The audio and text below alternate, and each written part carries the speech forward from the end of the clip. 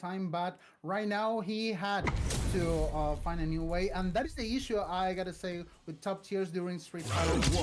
There is a point in which your character, your playstyle gets so studied that you are basically forced to have a pocket to find another character. And I think that we are in the fight with Atma against Didimokof, so this is... Let's go! Already got to a pretty significant start, right? I think one of the big things is how often Atma already getting Didimokof has not been able to get started.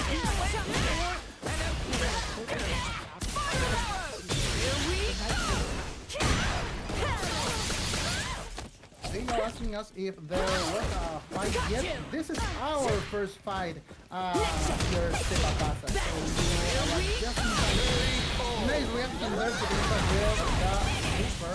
I don't know with the reactions like one point against the yeah, being able to have that also in the background while you're in combos. But now we talked about that corner pressure.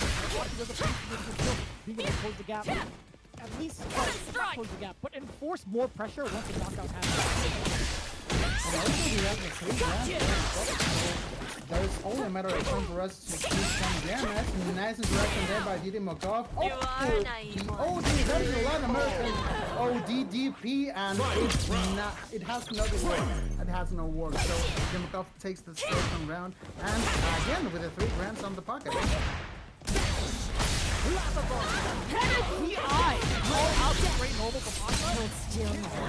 Cashing up a level 3 right now, it also leads yourself to probably force that burnout. Right? From this far out, you could do it. No, it's driver first, and I like that. That's even better. Ooh, and then Atma forced again to go into defense mode. And in burnout, this is not good news. Nice reversal there by Didimokof. Neutral jump, goes into the punish. Didimokof with the rush combo, and I think that this is it. Considering the damage, yes, this is it. We have our first match. 1 for Didimokof. That juggle was insane because of the fact that Cammy was already in the damn well. But I also like to chip out the nice close and close.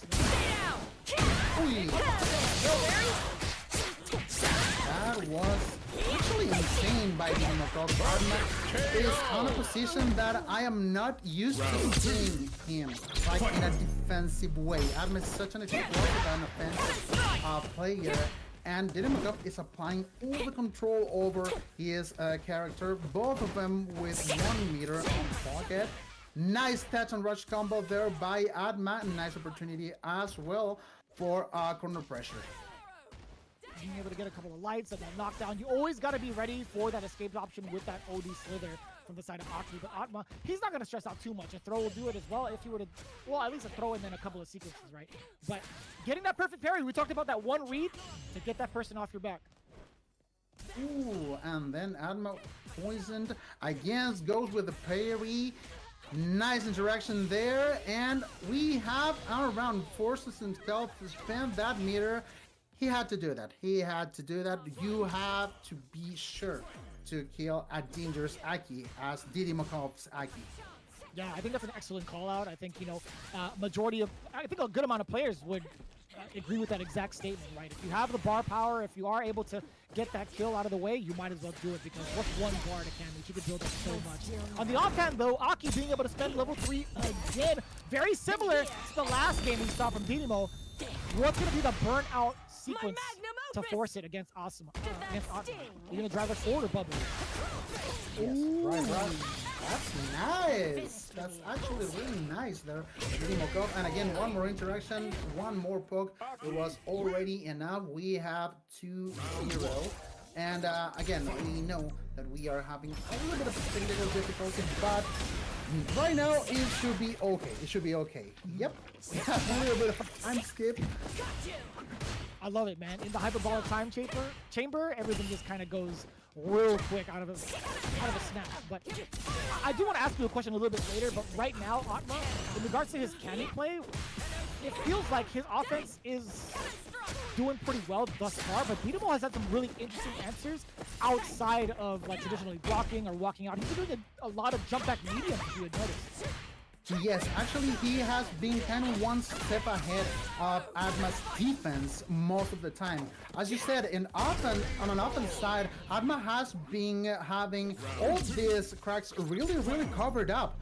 But in the defense is where Didimokof is really finding his way to crack and break in every time.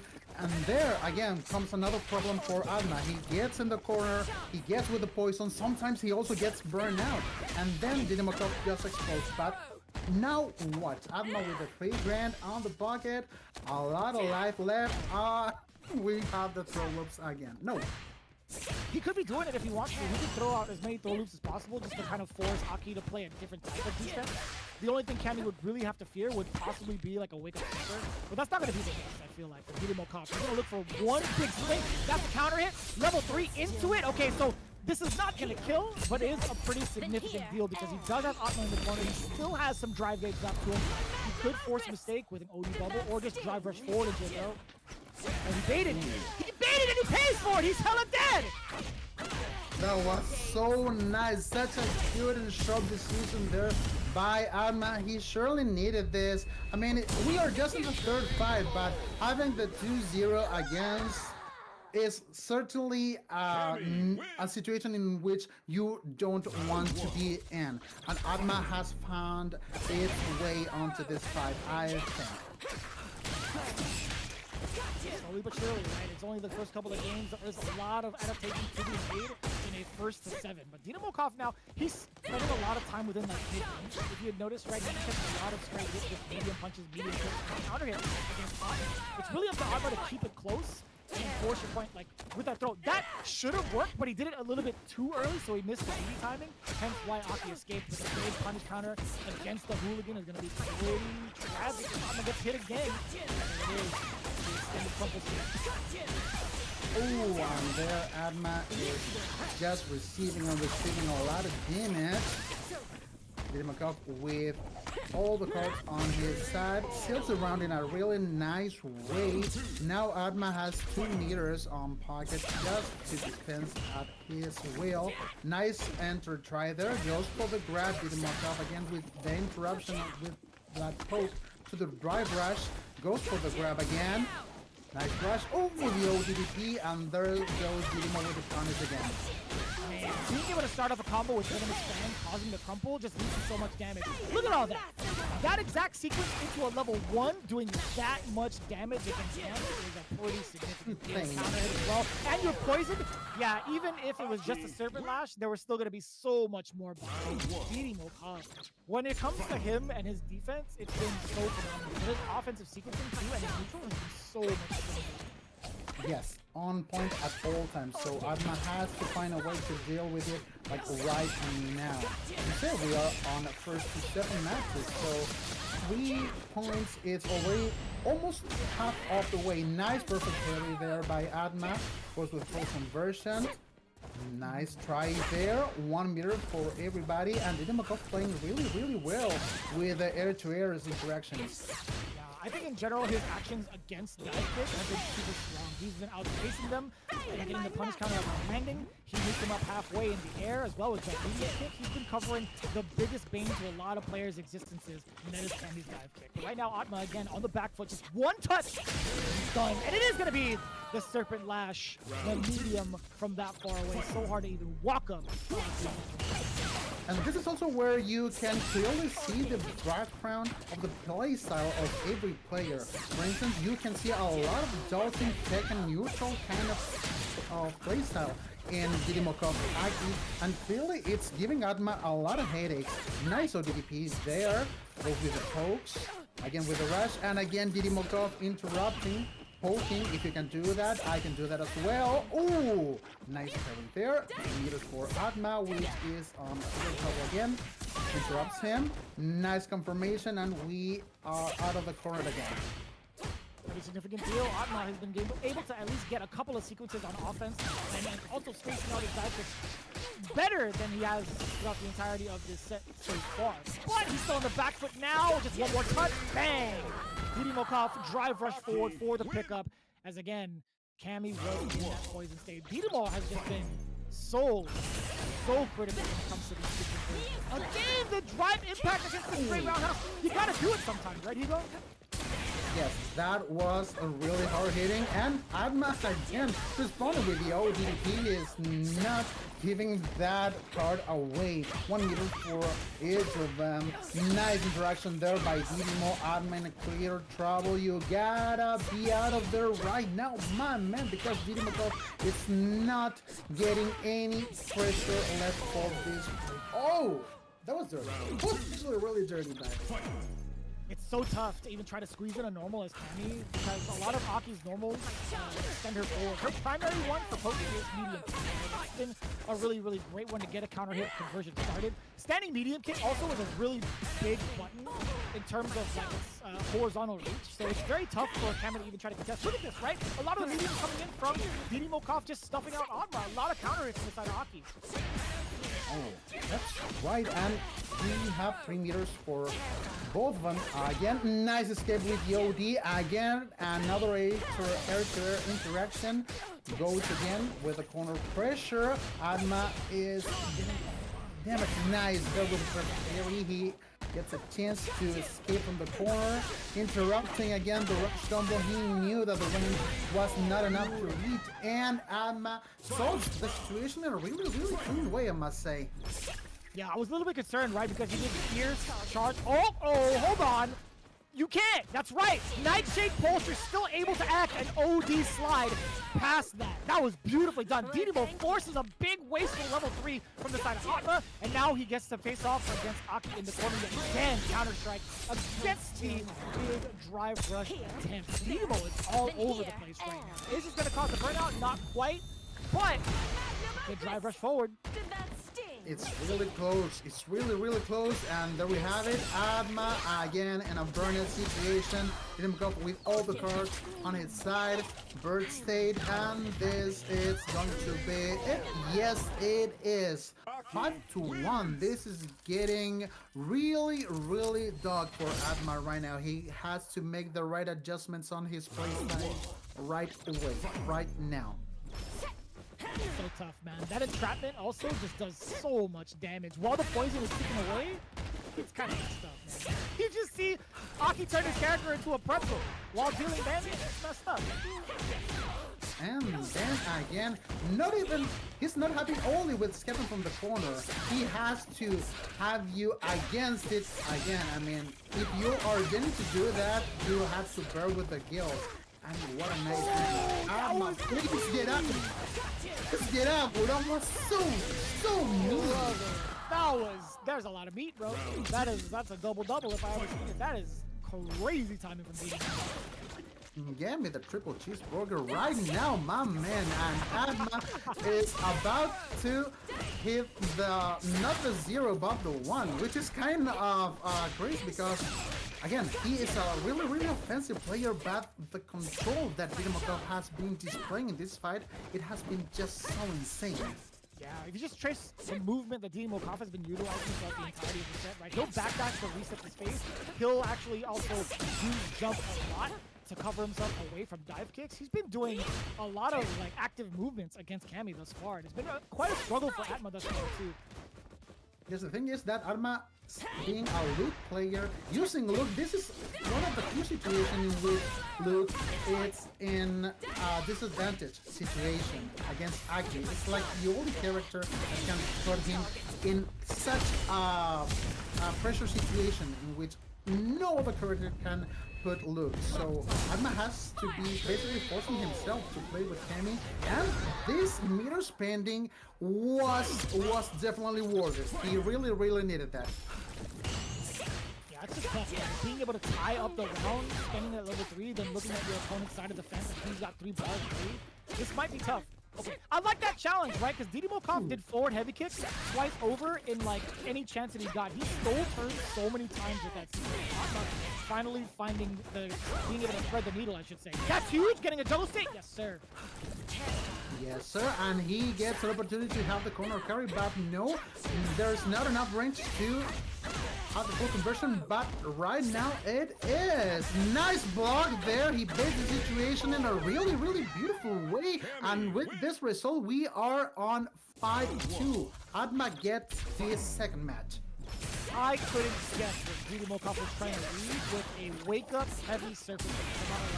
Maybe he thought Atma would have done like maybe like a jump OD dive kick immediate ones, kind of like fade a throw or something, and then force like even more pressure off his lights. But that was a read and a half. Wake up surf last of Aki is definitely something that I cannot read.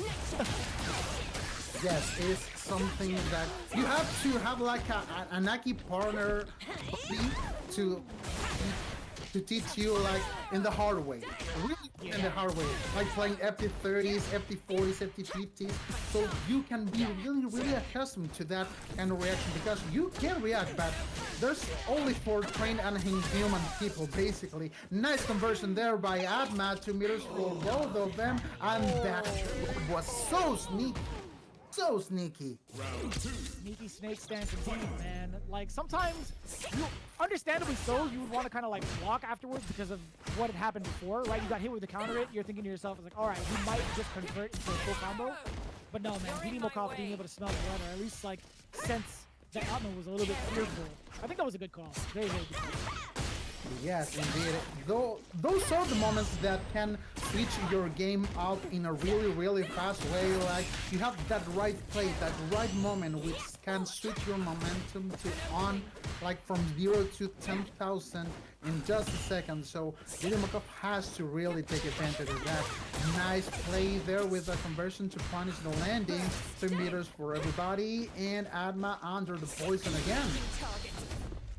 Can't get out of this one. What a reaction to the Serpent Lash. That is very impressive. Atma had been buffering just a little bit, kind of masking his intentions, but he did it very well. Continuing mission. Yes, he was really waiting for the right moment. Now he knows. Now he knows. I think that was like a really cold slap in his brain. He's really woken up.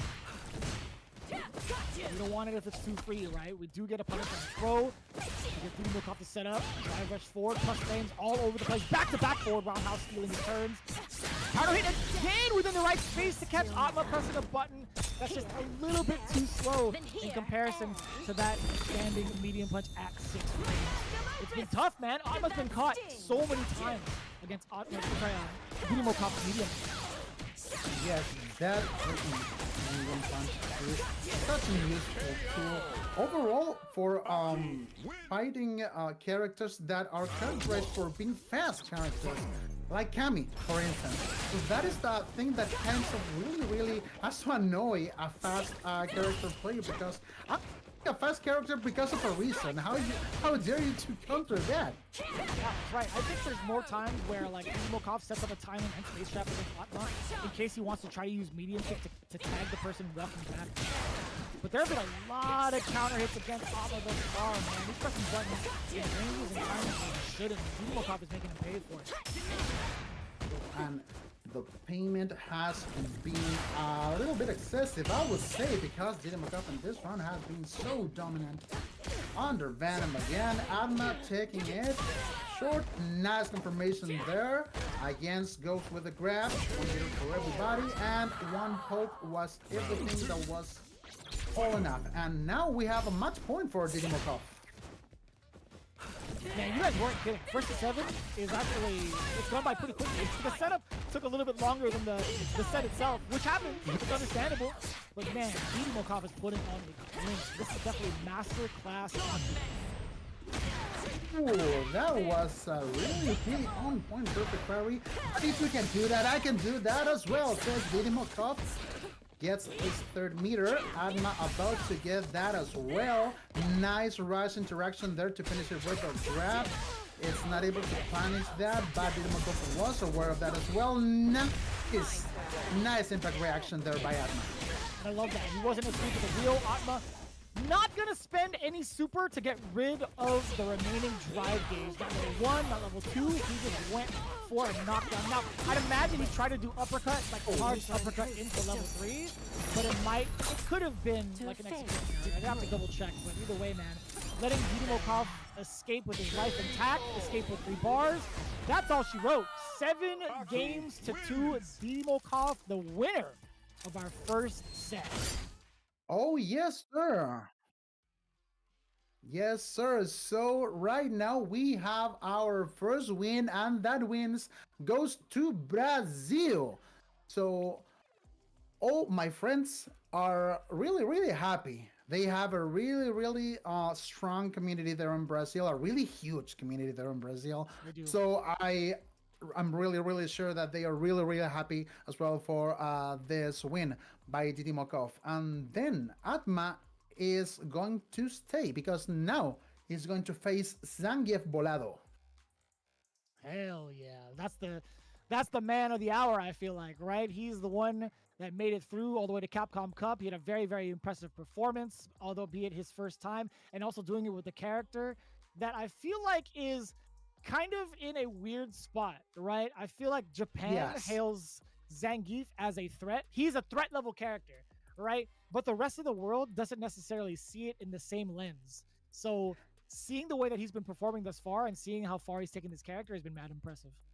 That is a really interesting thing that you're saying there about the tier lists that are done in the West or and in Japan. I can remember one exact case that was happening in Street Fighter V with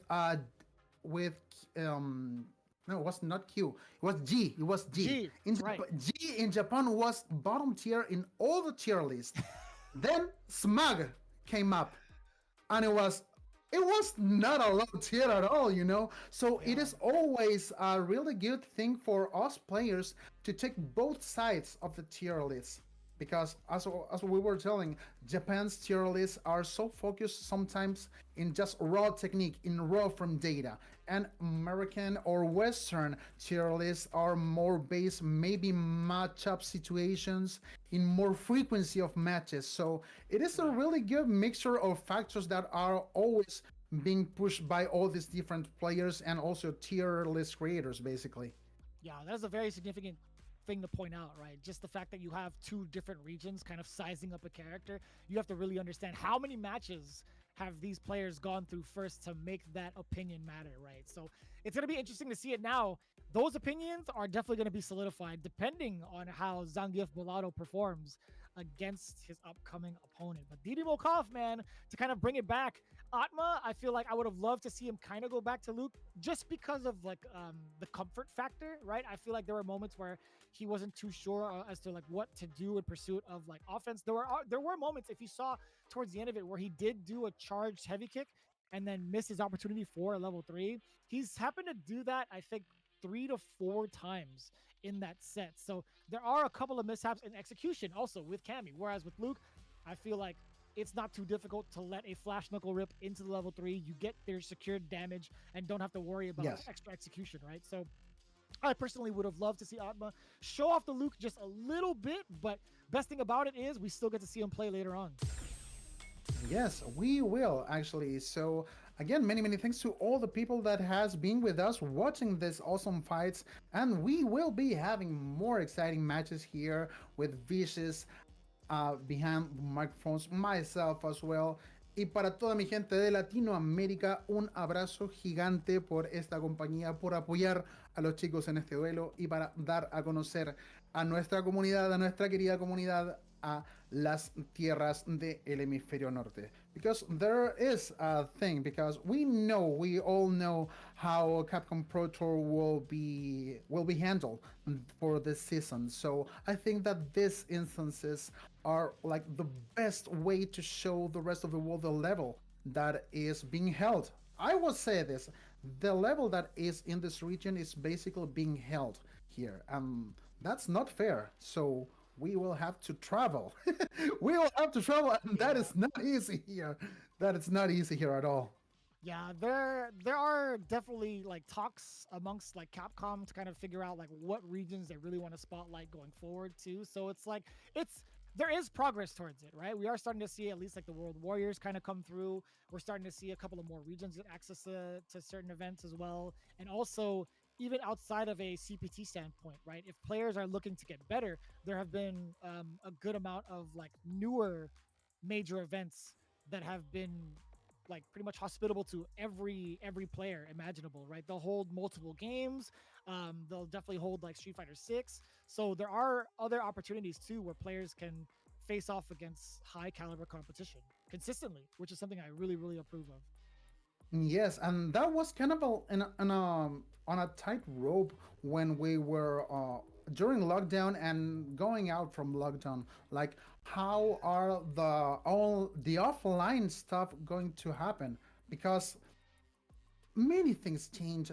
I mean, a lot of locals, a lot of venues around the globe had to close their doors to the public. A few of them were able to open again, but the offline instances that are happening right now that are much bigger, actually more esports if you want to say it like in that way, are also a really good opportunity. But the most strong advice that I have to all the people out there is go and support your locals. If you are not going to play, go there, meet the players, go and watch some really good matches and have fun basically, but go and support your locals always and go with your family. That is a thing that we are going to be saying a lot more as we get old. Like, it was go with your friends, now bring your kids, dude. Yeah, dude.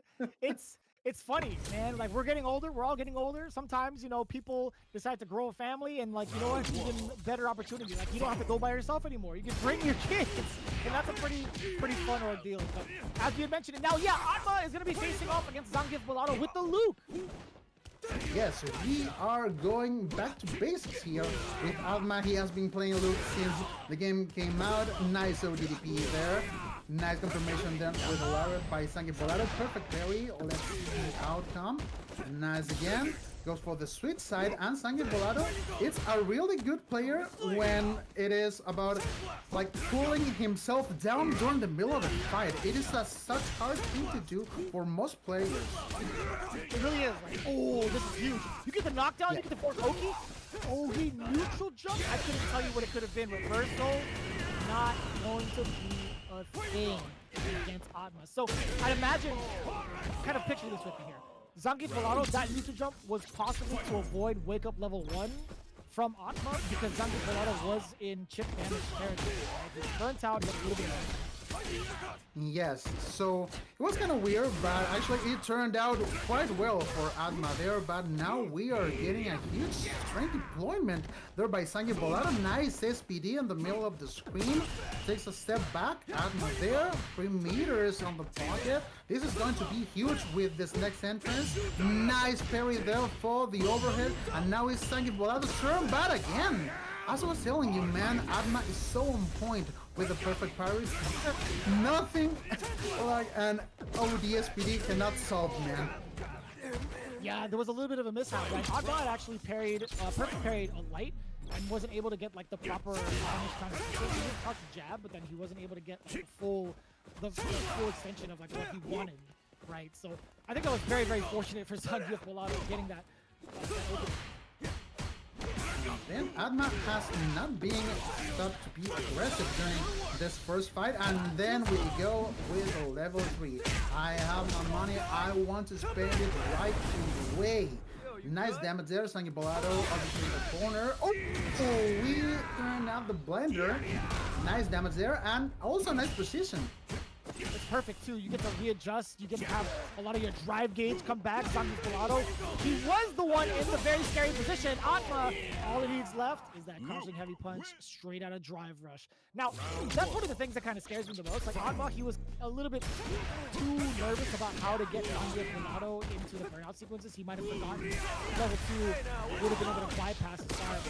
So either way, Atma made a huge recovery and also on a great start. Boom, into the corner, we get that throw. Nice there, goes with the sand blast. Zangief Bolado trying to poke in any way, but Atma is just so aware of the situation there in the corner. Goes for the sweet side. You are in a GG. Nice jump in, but Zangief Bolado was really ready for that situation. Oh, what the hell, my man. He is. My man Atma was seated, bro. He was just staying put. He did not want to deal with any of that level 1. I think I'd imagine Zangief Bolado probably would have waited till like Luke was airborne technically, but a little bit of a mistake. It can happen to everybody. It can happen to everybody. We have seen Daigo dropping combos. We have seen Momoti dropping combos. Even Sakonoko dropping sometimes. So it can happen to everybody. Nice confirmation of the level 3 there by Atma. Zangief Bolado about to get his second meter as well. There it is. Nice punish grab. Zangief Bolado on the tightrope. Turns the blender on and it's not affected at all. Atma really sure of his game plan against Zangief Bolado. Really smart to option select as well. Crouching jab, Kara into the parry just in case they try to wake up with some sort of action. Atma had that covered pretty significantly a while ago, honestly. So now we're gonna get possible parries. No, he's going for plus frame pressure a bunch, but Zangief Bolado has not been scared to press buttons anyway, right? Luke's crouching medium punch, majority of the time people would not want to press after that. But this is the landing, heavy SPG. That was such a smart thing to do by Zangief Bolado. He needs to be punishing all the landings there by Atma. Even though we have not been seeing him jumping a lot, the times that he has been jumping, it has been mainly for sweet side reasons. So Zangief Bolado has to be more aware of punishing those landings. Ooh, is that modern? Nah, he's playing classic. He's got the reactions Yes, he has. Modern playstyle is used here. It is also used by another high-level players like Jung-Woo. He was using modern playstyle with Marisa for a long time as well. So a huge shout out also to Hadouken Dojo Gamer, which is house of Atma, Pochoclo, and also Jung-Woo. They are being supporting a lot of our players in our scene because they are a team stated on Bolivia, but they are top players in Bolivia and Peru and also in Chile. So a huge shout out to the people there at Hadouken Dojo Gamer.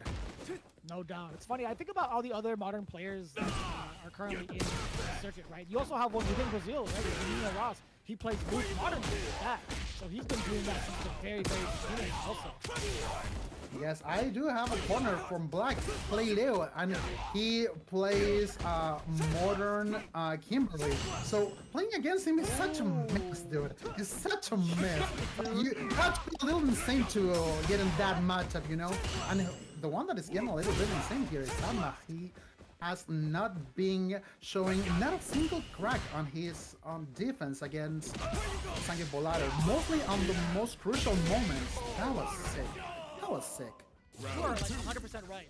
Atma is like 3 games, but on top of that too, like on top of his defense, he's found the right spacing to catch Zangief Bolado walking back a lot of times with his crouching medium kick, man. Like, if it's not one thing with his defense, it's another thing with his offense. He's doing such a great job checking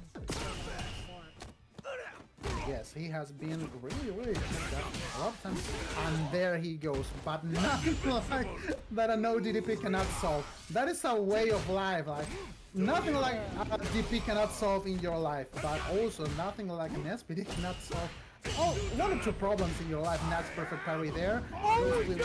The SPD, huge damage there. Go with a rush to shorten distance. Atma with only a little bit of life, a little bit of energy, and Zangief Bolado has the bull by the horns in this moment.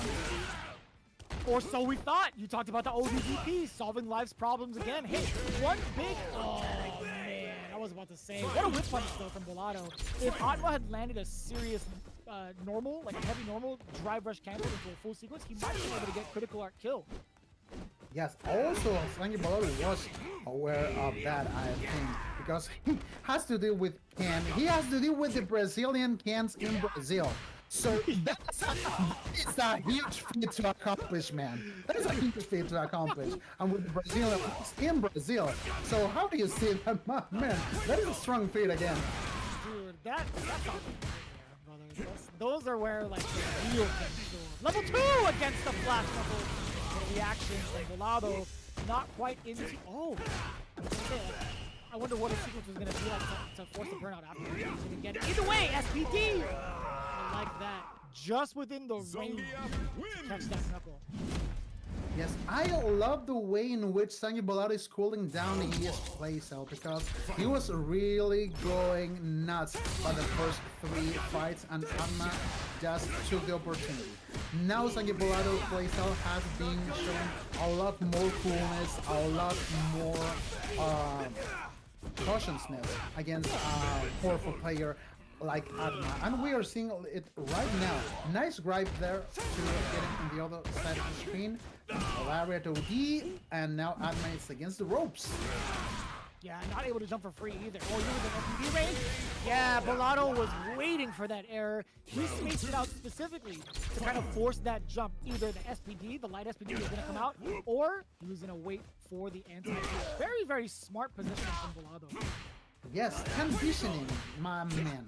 That is the key word to be a Zangief player. Not just hitting SPDs, not just pressing button, conditioning your opponent. You see that? You see that? He was going to jump and he was going to punish. Conditioning is the key to play with Zangief. You have to see the rebuttal though. Atma, what are you going to do now? You have back-to-back throws. You spent a lot of drive gauge to get there. Now he has to back off again. In that similar situation from the previous round, Atma, one big hit. The throw to Zangief Bolado into the level 2 off of the OD, and it all came from whiff punish, being able to drive cancel, and get the rest of that round. Slowly but surely, getting closer to that 5-ball game. 3-2 now from Zangief Bolado. Yes, steady steps. I like the way in which Zangief Bolado is trying to figure out Atma's playstyle, but again, Atma is really, really strong with his own tools. So let's see what he will be surprising us with. Nice sandblast there at middle range. This guy's insane. Tries to get a middle again. Nice conversion there by Bolado. Gets him in the corner, tries to head, but again, ooh, false was dangerous. Atma is not been able to escape, but that was really, really on point. I like that, yeah, just go right into level 1, force that burnout. A lot of room to work with now as Atma. He just has to make sure he doesn't put himself in a burnout, but Bolado with a neutral jump. This is so much worse now. Atma! Oh, the meaty was the key there by Atma. What a comeback. What a comeback from that situation. That was so close, man. That was like way too close for comfort, but Atma also being able to salvage a level 1 punish counter. Yes, indeed, against the medium. I like that too, switching up the pace when it comes to Zangief Bolado, trying to check with those moments. Speaking of checking, you forced the uppercut from Atma. You knew he was churning butter. Yes, I think that he knew. Again, being a Zangief player, it is more than being a Street Fighter player. You have to develop some other characteristics and features on your own playstyle and ways to see to be in front of a fight like a top-tier character. Again, as I was saying, if you have the conditioning part like Salt, you can basically do anything. But again, we are about to see a tie here by Zangief Bolado. He has been showing a lot of patience on his game and neutralizing Atma in a lot of ways. Doing a great job too applying that this turn. That's a big jump. You might be dead if you do this correctly. Bolado does not drop the combo. This is huge for Atma. Yes, he is on Burn State. Impact. Burn State as well for Atma, but we have a critical art available and we are going to use it. Let's go to Memphis. He's living though. Yo, you good? One more touch. No, He has to just back away. one poke. Just one poke. Zangief Bolado has a critical art as well. Oh, no! No way! Why? Why did he jump, my man? He was just waiting for the jump. You just had to back that. You just had to back that. Oh no! And we are tied up again. Yes, that's definitely a rough. Like it's the worst brain slappage that you can have in the middle of a Yeah, fight. man. That was so rough, dude. Oh, you do get the punish counter in the area, though, so I must still being able to recover from the mishap. Meaty roundhouse, being able to get a full extension into the heavy. bang, we get a safe jump if you need to. And he'll still be able to get the fight. Get out of there, kick him in the air. Nice by Zangief Bolado. Nice trade there, and you are going to hit my DP. Atma really sharp there with the answer for that jump. Both of them with 2 meters. Again, the ODDP. Atma so well prepared against punishing those gaps. Zangief Bolado with the head, but to keep him on ground. But Atma again, only 1 round less than 20 seconds, and we have seen 4 DPs. Man, it's crazy. Whatever it takes, man. Whatever it takes to get Zangief Bolado off your back, because his presence is so difficult to contest. His users have also coming from Bolado have been very strong. That back fierce from Atma, I don't even know where or why he thought about doing that, but that was genius. The back fierce to catch a counter hit against Bolado. To land that level 3, that was mad smart. Yes, big brain moment there by Atma, solving a really tough situation in a really tough moment. So he unties the situation to his favor. We have 4-3 against Zangief Bolado, and we really want to thank all the people that is watching us. Sabemos que tenemos mucho comentario también en español, así que un abrazo gigante para toda mi gente. Insiste Atma. Nice power there. Oh! He was prepared with the answer. The exact same answer. Only 1 interaction, and there we go. Atma, I think that brain slap has worked for him. Yeah. He had to wake up, right? And that was a good sequence from the side of Atma, right? Understanding that Zangief Bolado doesn't have a true reversal. However, there are ways to kind of try to get out of a drive impact if the space is there with the charged fierce armor. But Atma, again, being able to bully Bolado the way that he did was so smart. Being able to continue doing so. Do it again! You built level 3 off of this. Yes, he has. And we're going with level 2 as well. This is it. Atma, I don't know, it was only 1 fight or 2 fights after the 3-3 tie-up. Man, Atma it's just going nuts against Zangief Bolado. I am wondering which strategy is he going to be using to counter Atma right now. To put it on the other side, though, right now, Atma has been keeping it very clean, right? His offense has had very few to little mistakes in terms of his decisions on what type of offense he wants to pursue against Bolado in the corner has been very on point. But I think the neutral right now might be a little bit better from Bolado. Up until the point where Atma decided to use that drive impact against the Fierce, and another one, the armor, coming in clutch for Bolado. This guy, Atma, is knowing so well.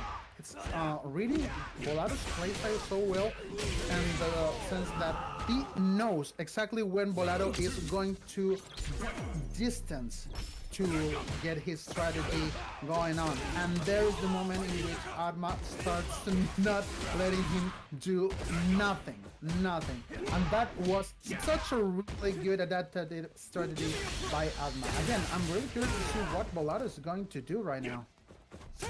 Dude, did you see that? My man Atma reacted with a level 1 against the Zangief. That is fast. And there's more where that came from, man. There's more, a lot more. Oh, nice conversion there. That was smart. That was smart. Yeah, he had to do it, right? Level 3 while you had like a round under your belt. Yeah, that makes just a lot of sense. I personally thought that it was going to be too far. I don't know why, but it looked like it was going to be so far to grab. Bolado tying it all up. I thought it was yes. I thought it was 5-4 for some reason. Yes, we are 5-4, so okay. yes. No worries. My bad. Mistake solved, so that is what matters. And I know a guy that is my friend in the chat that is really eager to see some Zangief tech here. He's definitely stealing tech as well. I know that dude. He's stealing tech, but he will convert that tech in another thing. So a huge shout out as well for my man Siberia Lab that is watching here. The nice layer conversion there by Zangief Bolado. Ooh, nice block. SPOG, and that's over. That's all. Zangief Bolado again recovering his gameplay.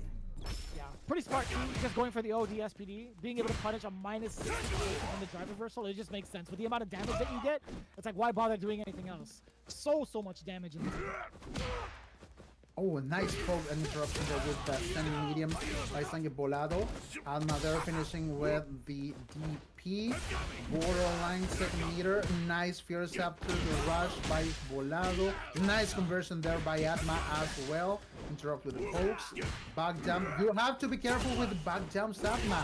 Your opponent has 2 meters. You know what can happen. Nice grab after perfect parry.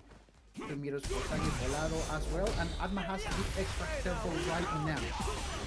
Zangief is with critical art. No, not anymore. He's just dead. Not too bad, right? Being able to counter that DI with just a little bit of drive gauge left. Perfect sequencing from Atma. And of course, being able to throw out that OD uppercut against Zangief Bolado, against anytime Zangief wants to drive rush cancel. Generally, right? Because he won't have a lot to back himself up. So very good usage of that option select. Now, dude, Atma is in full control. No conversion. That was a frame trap too. That was not a frame trap, but also a mind trap as well. Completely. And now Atma will be taking his 6th point with a perfect no less. Only 1 fight away to take this set. This is the 2nd set, by the way. If you are just tuning into the stream, we have 4 matches in total. We have 2 left besides this one, and maybe this will be the last for the 2nd set. I want more games, man. Dang, I mean, like, now that I think about it, 1st to 10 sounds pretty reasonable. Ooh. Don't make that mistake again. Oh, now he's one. Give one. Now he's staying seated. You told him not to make that mistake anymore. Oh man, this is commentator curse all over the place. All over the place. I blame you. I blame you for that one. You told your boy to sit down. And he did. And he basically did. So don't listen to me anymore. I will be just commentary here for the people. Don't take my advice. Never for anything alive. I'll tell him. I'll say it in Spanish. Remember to set down. You gotta stay seated, bro. But just make sure don't get SPD'd on the way out. Ooh, nice parry there by Zangief Bolado. Making his way up in the set. He does not want to give this set a any cost. Nice rush conversion into level 3, and we are going to have 6-5. Wow, this match in particular was so Zangief Bolado. Almost nothing for Atma. It's been very back and forth, which I really appreciate, right? You're starting to really gauge the level of where Atma can play once he's comfortable enough with his character, right? This has been his main. Luke has been the character that we were expecting out of him. He's definitely performing. On the other hand, too, you're facing off against a Capcom Cup qualifier, Bolado. So this is a very significant deal from both ends. Oh yes, Atma, as you said, Bolado is a Capcom Cup qualified and one of the best players that are in Brazil at the moment. By Atma, he is as well one of the best players in our local scene. He went to Evo as well, and as I was telling you, he is also a 3rd strike player, so the fundamentals of the basics are definitely there. But what's not there was a great defense, because Zangief Bolado was running him over like a truck. You know, that's the name of the game, man. When it comes to Zangief, he forces you to play a different play style. Next thing you know, the truck's coming right at you, man. Bolado does such a great job of implementing that style of play. Being able to bulldog his opponents, no matter what caliber of player they are, is so significant. Oh, Atma goes and steals that opportunity from Zangief Bolado. Ooh, nice. That is the classic one. Short into SPD. Goes again with the rush. Oh, that was so smart. That was so smart by Zangief Bolado. And we are going to the final match. This has been so sick. You just said it too. Running him over like a truck. That exact sequence, how many times has he gone past the stop sign? There were no red lights intact. He just went green and he went go. Like all of those drive rushes to SPD to death, man. My man is on the highway all the way down. Oh, that's nice there. He's going with the footsie game, Zangief Bolado. It's cooling the things a little bit. Atma, by his part, is going to try a lot more zoning in playstyle.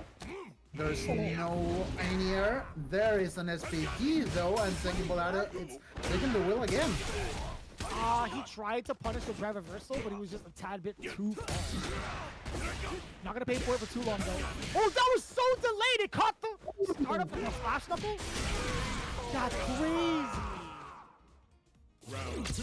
And now we have a match point situation for Zangief Bolado, who has been coming back during most of this set. He started winning, but then Atma started to play really aggressive.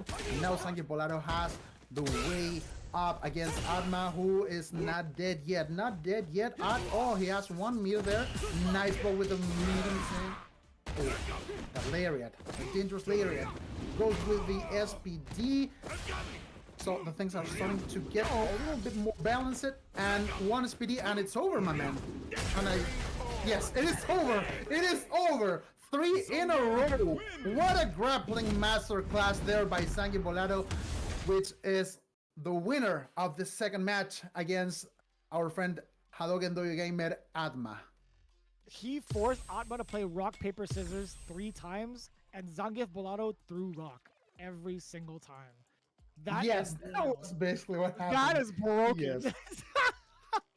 Was you were complaining about throw loops? Let me show you something. Let me show you some throw loops.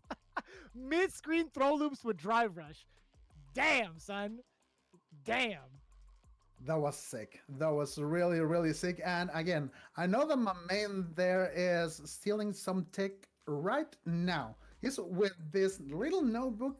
Yes, that is going to be my motto for this week. I really, really see it. And we have been, really, really a great afternoon with all of these matches, and we are just halfway in it. It's wild. I was literally just saying it earlier, right? Man, these matches have gone by pretty quickly, despite like all the setups and everything like that. But first to 7, man, I think it's a nice number, but I was actually very surprised at how fast it's been going, right? Although it's been maybe a little over an hour, we still have like 2 more exhibition matches to play, with one of them kind of like being in the hot seat for majority of the time. That's going to be Craime coming up against the other 2 Brazilians, Didimokof and Zangief Bolado. So not too bad though. Atma being able to throw it down all the way through to the final game against Zangief Bolado, still very, very impressive. I would love to see him kind of grow even more, at least within the Aki matchup, if he decides to continue on with Cammy, because having a Cammy as a backup character isn't a bad idea. I think it's a very, very strong, suitable suggestion in comparison to what's out there in the meta right now. So a lot of hope for Atma, especially with the way he understands the game currently. Yes, and I have to say that this is a thing that basically has been forcing players since Street Fighter V onwards. It is to necessarily have to have a pocket character. I mean, in Street Fighter 4, you can get away using only 1 character to cover all the matches, even though the matches was bad. But starting Street Fighter 5 until now in Street Fighter 6, you have basically forced to learn more than 1 character. And I think that we are starting the fight between Didimokof and our friend Craime. Yes, so we should be switching to full screen at any time, I think. I don't know. I think that they will be giving this information. Please, Mr. Director, are you there? Yeah, I'd imagine so, right? We always try to kind of like assume this is going to be what's happening in real time, right? I do like the idea that Craime switching off to Akuma to kind of sharpen his secondary skills. We talked about the other characters under his belt that he has and as a main. We talked about him also flexing out Zangief if need be, but Akuma and Ryu are also on the back. Oh yes. So literally he has really toned up showdown right now. But as I was telling you, him switching over to Zangief was a really opening mind situation for him, and he has to be really happy for that, because he's just 14 years old. So having those moments on your mind at that age, dude, how is going this kid going to be have when he's already a proper adult in this game. So that is scary. That is really scary because most of the player has this enlightenment or epiphany fighting game moments when we are on our 20s or our 30s. Now, not when we are 14. Like I was playing Beyblade, I think, at that age. I was definitely playing like Third Strike, but also card games, right? I was playing some Yu-Gi-Oh! A good amount of the time. Oh, that is such a huge conversion. Did you see the tail end of that? That fireball hit like the back of Aki's head with that hitbox. Nice conversion there, but now it's Didimokof's turn. Goes again. Nice demon flip, short demon flip to bait out the situation. Rush there to shorten the distance. Another entrance. Corner pressure. Goes for the air fireball. Another short demon flip, but he is all burnt out, and this is not a good spot to be in against an actor. We talked about him being able to reverse passive fireballs, being able to use demon raid and different angles of his dive kick as well. This is so important. Out of the corner now, pretty significant. Craime just needs one significant touch. Didimokof tries to bring it back to the corner, which goes to the back throw and stuff. Oh, he's trying to bait. He's trying to bait so much. Craime, how are you going to finish your plate, man? I was so precise. I thought he was going to get hit. Uh-oh. Throws to the bubble. Instead of puddle, it's fine. Yeah, Venomous Fang, I like that just in case the fireball does come out. Didimokof will do that. You can't need to jump from that space. But it's still the counter hit. So fast. Drive rush, a light hezzy with the crouching light kick. Being able to get the counter hit. Real smart from Craime. I have faith on my buttons. Craime is safe. Clearly, Craime is on another whole level in, if we are talking about playing showdown. It's so weird because he can basically play every showdown in the same way, but at the same time you know that it's going to be so freaking different when you are facing it. That it's not important, not at all. Goes with the teleport. Nice exit there by Didimokof. That was so smart. That was kind of dangerous too. We're still going to get the level 3. Craime being able to tie it up. I like that a lot. Being able to convert despite Didimokof getting out of the corner. Too. I was actually kind of concerned. I thought Craime would be able to do like a meaty command grab off of the teleport, right? Because that still would have caught Didimokof going for the command damage, right? This throw susceptible. So that would have been so cool to see if it happened. I think that Didimo saw the Goki or Akuma's teleport so right in front of him, like he's like, you know what? I'm just going to do the same to get away from this man. 1 meter there from Didimokof. Craime there with only a little bit of energy left, and this is it, I think. That is the magic pixel there. Tries to sneak a bottom, goes with the demon flipping dive kick. Didimokof pokes with the crouching medium kick and gets the round. It's a nice round for Didimokof actually. Pretty smart sequencing as well, right? We talk about like what he does off that block, bring the himself up for his trap, but now the side goes, Craime showing out his offensive prowess. He's top 2, a little bit of a fake out. Excellent drive reversal call out too against Craime and his offensive pressure. Very good awareness, right, in regards to when the offense is going to continue going. Oh, right at you, explain Craime. Oh, the uppercut. Oh, let's try it again with that cross-up intent. That was not successful, but he stays alive. Didimokof finds his way into Craime's defenses. Both of them are in burnout right now, but only one of them is under Venom's influence. Nice interaction there by Didimokof. He has the corner pressure. Craime is going to get the resources back sooner as Didimokof. He also has the resources back. This is so insane. Craime is trying to get the fight on his side so hard. Nice ball there by Didimokof. Nice reaction. Gets like a full conversion with the drive rush and then the level 3. What a smart conversion there by Didimokof. Farewell.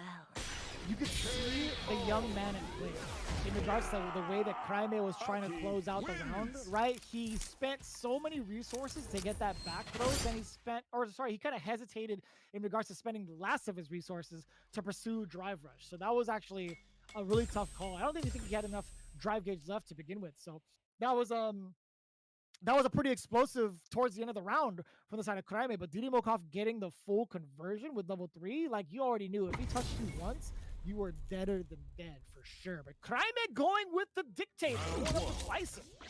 Oh yes, he showed up to the party with a gun and now he is pulling up a rocket launcher. So we the outcome of this. Hopefully no so fast because we know what it's like facing Bison now. Good Bison, like your energy bar is draining all the way. Sometimes I might be hit and you're just losing energy. Nice strong pierce with Craime, but he puts himself into burnout state and Didimokof gets a huge opportunity here. Yeah, that was tough too because he did get a punish counter off of the Fierce. I wonder if we could have done like a light cancel drive rush if he was out of range to get a full conversion. That is kind of okay. Level 1. Bison not necessarily having the best wake-up defense because of the fact that he doesn't have an invincible reversal, but level 1 is a way to return people off the back. Didimokof doesn't care about all that. He returns back-to-back forward roundhouse. Excellent tech! OD sacrifice. He was ready. He was definitely ready for that. He knew the outcome, the after outcome of that interaction there. But right now, Craime is not happy at all. He is 2-1. Didimokof obviously up in hand. 3 meters for Didimokof and Craime, which is also my partner in Black Team. Saludos gigante para mi banda de BLK. I had to say this. I had to show love for my... Yes. I want the BLK vieja. So shout out to every team, not just Black Team Esports, so every team that is doing a huge part on the scene, like in famous Atma, Hadouken Dojo Gamer, Bushido Dojo, all the teams that are here in Chile are so active. That is the reason why I like the FGC now, because every team is doing a lot of things by themselves. I mean, when a huge tournament is showing off, everything goes well because everything is working. And the one that is working right now and working pretty well, I must say, is Didimokof. Bison, it's not a fear factor here. Brother, that was such a good checkmate scenario with level 2 from the side of Didimokof because he knew that the invulnerability of the level 3 would run out before like the hitboxes went away from that scene. That was his talents. That was so smart. Nice answer there by Didimokof, even though Craime is still having the clear advantage. Oh, nice neutral jump. Here's this, it's gonna hurt. Rush positioning. Craime under poison. Nice pressure. Oh, and it's burnout time for Didimokof. Craime has to take this opportunity right now. Gonna hit. No. Oh, I thought it was. It looked like it. I was deceived by the animation. I saw Bison looking like he pressed the light. Maybe it could have been an option select. He could have done like light Kara into the parry. But either way, man.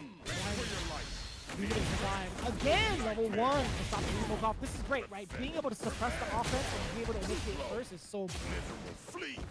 Yes, overall in this game, that is like a huge characteristic that makes a character bad or good. Characters, for instance, like Manon or like Lily, which are like in paper good characters, but lack of those kind of tools makes them be like bottom tier. Sadly, because I think that every character should have at least one of these tool sets on their movies. At least one. There goes the first under poison still. Didimokof playing really solid in his place right now. Oh, that was meaty as hell. That drive impact came from like a mile away. Craime was not able to react. The only way he could have gotten out of that was easily a level 1. And I think maybe actually just letting a level 3 whip, I think it would have killed Didimokof because he had a license. We are 3-1 in the overall count, and in the global count, we are 2-0 in favor of Brazil. Ooh, nice answer there by Craime with the level 3. Nice damage there. Didimokof in basically not a good position there after level 3. Another rush interaction. Goes with the reversal, and Didimokof sees another way to establish his own space. But this is going to be unless a drop happens. No, but Let me show you my knee. Let me show you my knee. Yeah. Have you checked out plus frames before? Oh, okay. Let me show you real quick.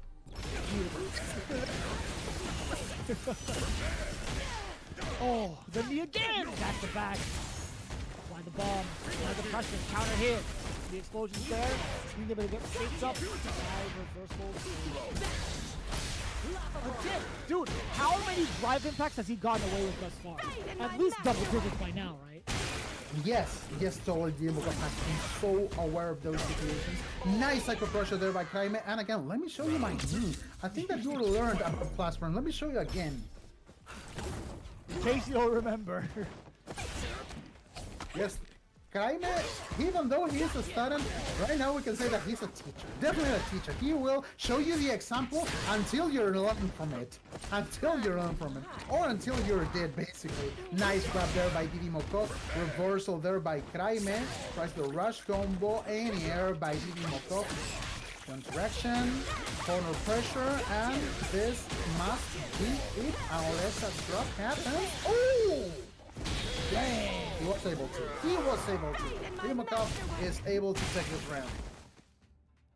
Absolutely worth the level 1. We'll definitely take that. Craime still on the back foot. He is at 2 games. Didimokof looking to put another one on the board with 4. But Craime, he could be the one to deal out massive damage and find a big opening with a back throw, drive rush on in there. So yeah, Didimokof's his main objective, which is to get out of the corner. That's totally fine. Perfect play. Now with the fun hit. Extension for the combo. Brings towards the corner, right? Yes, he is able to, and he puts himself into the corner with a back jump. But even though he is corner escaping, Didimokof is not letting this guy without any damage. Nice conversion then for the Psycho Crusher OD into the level 3. This is going to hurt. I mean, you know that we have escalated damage, but it's a good damage as well. He really needed that because he still have some drive gate to make this round.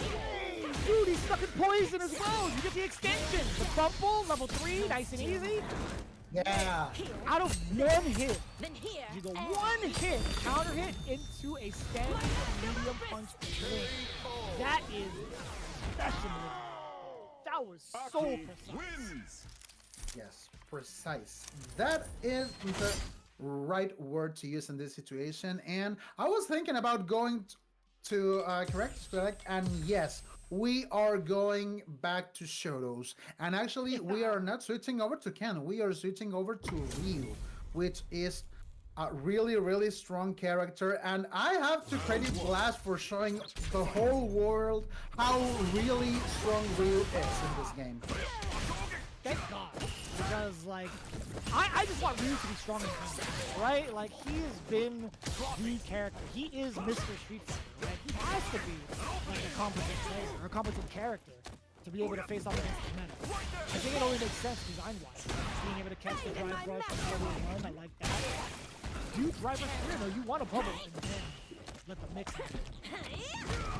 Ooh, nice grab there, and Craime suddenly saw his energy bar half depleted, basically, in just a couple of seconds, but he finds a nice fix there, finish the combo with a Shoryu, and we have our first round. Craime has to make this way back on this fight.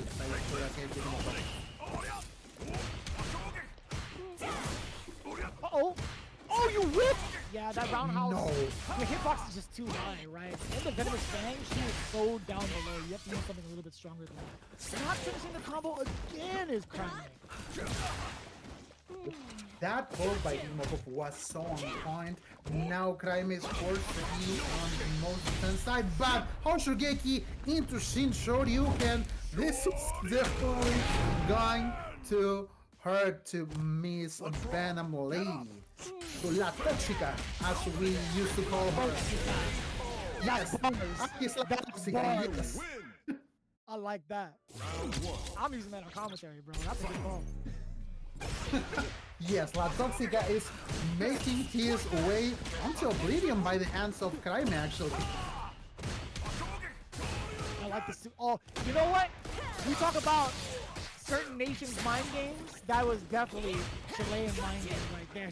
Yes, doing a definitely. Shokeki and then OT Shoryu. The Chilean mix-up. Basically, that is the Chilean mix-up. Nice interaction there by Didimokof. He gets the stun up to the wall flat.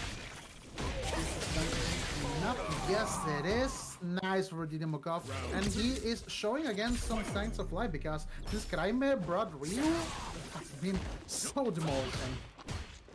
It is tough. I will say, like, Craime has not necessarily been too away from the fight. Like, the characters, right? He's still at least able to get one W on each of them. So it's not a bad look. I think he'll be able to rotate through and maybe find a comeback and force Didimokof to make those changes because of the different places that he's going through right now. Oh, nice interaction there by Didimokof. But Craime has the pokes ready. Still go the pressure with the Hashugeki. Goes into burnout. Nice donkey kick. Dump into the meaty Hashugeki. OD medium Hashugeki. OD medium Hashugeki into DP. You're not getting away from this one. And it's not even worth spending the bars to get him up to last year, right? I mean, let's say he does land the level 3 in between the strings, like Craime would still have a decent amount of head grip, and he's pushed so far back with Didimokof, right? Excellent reset 2 to sneak in the throw. Wasn't able to stop the command dash to sleep in the snow. The corner. Level 3! And that's it. You have just that moment to confirm. If you saw a crouching medium kick entering, you definitely saw the whole sequence entering as well. That was so weighted and an IQ moment there by Craime. Truly. 4-4 all tied up. We can get the big bait, throw bait against Ryu. Standing roundhouse on the side of Dino. The first forward roundhouse that actually has landed thus far on the side of Aki. Getting his Fang, with the extended knockdown. We get a couple of frame traps. The safe jump, another big bait. You might actually be dead. If the command grab happens, what a reset. Didimokof is a sly dog, man. He be sneaky. That was smart. That was really smart. And Craime that way. Wow. This guy, telling that this guy is strong is just an understatement, man. He has experience. He has the matchup knowledge. He also has the temper to face this kind of fights. And that is the thing that most of the time goes under the radar by some players, that you have always to look at your opponent's background. In moments like this is where the tempo, a cool mind really shows up. Yeah, I would agree with that. I think there was a little bit of the crumbling of the temple from the side of Craime, right? I think if you looked at majority of the times he got opened up, it was via throw baits, right? I think Didimokof had conditioned him so well these last couple of games that he could get away with that strategy. There were so many instances where a throw bait would happen and Ryu would lose half of his life. If you just looked at that part of the set in general, how many times did Craime eat 40% damage off of those throw baits? Like 3-4 interactions and the game was over. Yes, basically, and now we are switching to Mr. Masters himself. And with the classic outfit, I really like that. Craime again with the venom on his body, and Didimokof is not scared at all. I mean, he knows that this is the Ken that has defeated a lot of strong players in the region, and also outside of the region, I must add. But he's not scared at all, and he is basically having this round with a perfect. God damn! He was dancing. Did you see him? He was doing the cha-cha slide all over the corner by himself to get into that level. That was so sweet. This character Aki has so much stuff, bro. He gets the move. She gets the move in ways where a lot of characters her combo extensions look so cool. And now we get to see Mr. Master play for the first time, right? Craime being able to enforce a lot of offensive pressure in the right sequence in order to throw somebody to death. We haven't seen it just yet. Counter hit. Yeah, he aimed for the burnout instead, which wasn't a bad idea. Not a bad idea at all. No, but that interaction there by Didimokof was just so smart to just throw the level 1. He had to do that. Goes with the OD Fireball, Dragon Slash, target combo into Dragon Slash again, target. No, it was not a target there. It's only a delay, but that wall splat is definitely worth it. He's insisting against Didimokof. Nice roundhouse there. He's going to get a huge damage opportunity here. Craime has to seal this round right now. He is on a burnout state. Didimokof has all the cards on his side, but that jump was so precise. Yep. Perfect timing, being able to react to the Nightshade Pulse. So smart. That was the round he needed, honestly. He has 3 bars to his game. If he can get started and let that damage out early to build up even more bars, that would be pretty significant. Oh, nice damage with the Shoryu, goes with the grab. Tries again to enter Didimokof defenses. Oh, that bubble was so smart to prevent Craime's counterattack. I really love that. Again, Craime is having issues there. Didimokof entering and poking all his way into Craime's defenses. Under the Venom still goes with a rash interaction. Craime holds his defense, has 3 meters still in pocket, and this is getting so tense, my man. Solid defense from both ends, but it's Didimokof that manages to get the perfect pair. Now, this isn't necessarily going to kill, but it does leave burnout situation for Craime. Oh yes, and that is not as I lied! almost. I lied! It was almost, but I know it's just a few pixels of energy for Craime left. Goes with interaction of zoning, goes with the grab, and Didimokof takes the fight. Wow, this is getting so hard for Craime. He needs right now to adjust the game plan to beat Didimokof, because this dude, this is what happened with me at Didimokof. I know that he's playing Aki, but very deep I know that he's still playing Dowsing. I agree. I think he's still probably one of the best Dowsings in the world, but this Aki, if there's any other character to pick as a side character, this is a character. That is a very important. It's cool to see him kind of play different archetypes now, but he still manages to find like his mentality of trying to zone someone out so Yes, I mean, if I have to switch character, I don't have to switch my strategy necessarily, and that is showing up in a really good way against Craime. Nice interruption there. Craime goes with a fireball, again with a fireball. Didimokof can't pass that over. Nice rush interaction there by Didimokof. Craime under the Venom again. 2 meters for each of them. Nice perfect parry.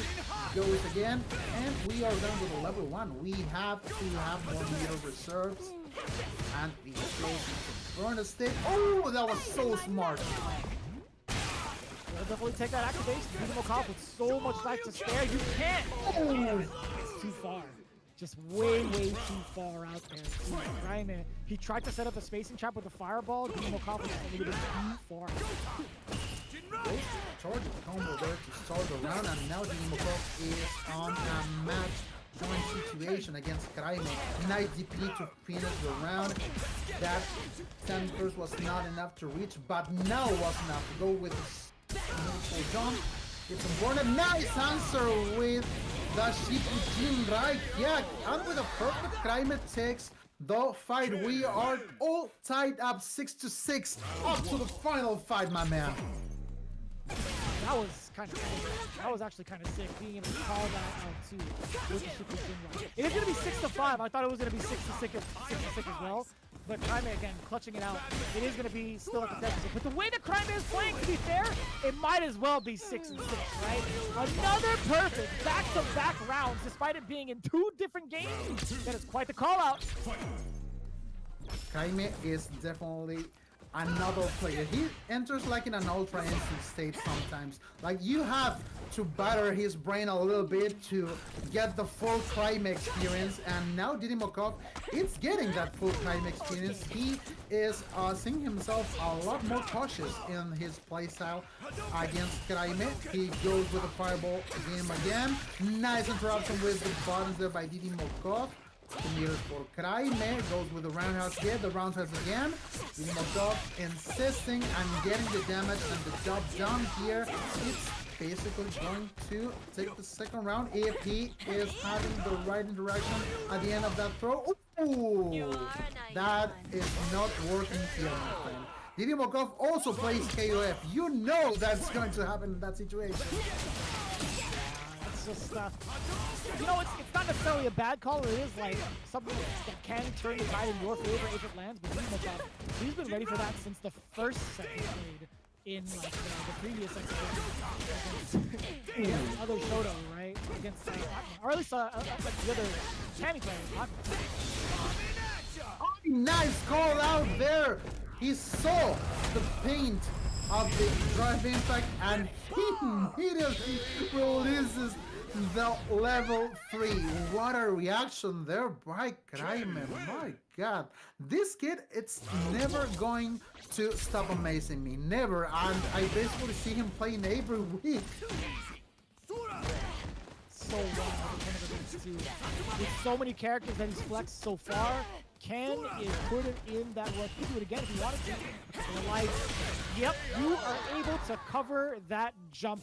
Option select with throw into the uppercut. Perfect, yet again.